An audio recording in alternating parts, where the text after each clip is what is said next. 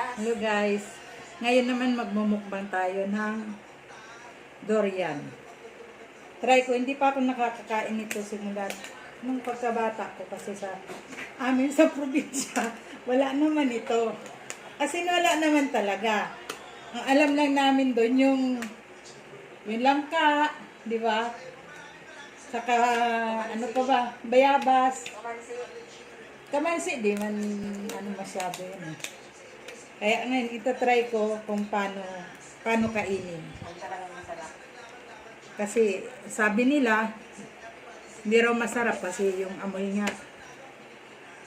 Pero parang gusto ko naman yung amoy. Ayan, bubuksan natin.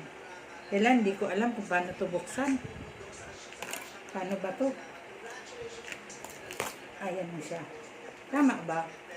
Mali yung pagbukas ko ata. Hilaw pa ba? Tikman na natin.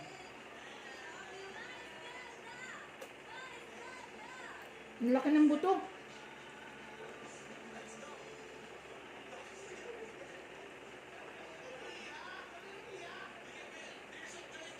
Pero masarap siya.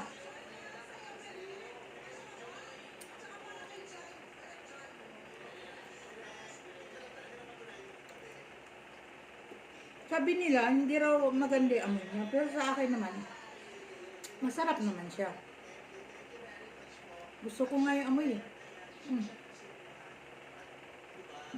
Sarap.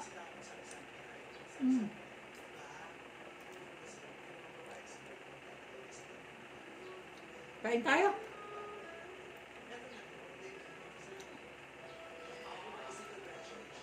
Siguro natikman ko na to, madalas ko nang kainin to. Masarap eh.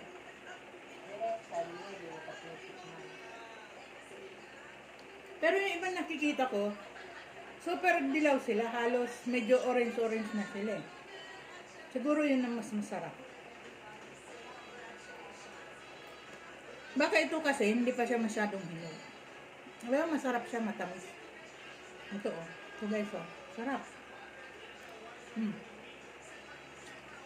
Sarap. Kain ka naman. Masarap. Maraming katulong nitong ayaw ng amoy. Kaya hindi sila kumakain. Natatalo sila sa amoy, pero masarap.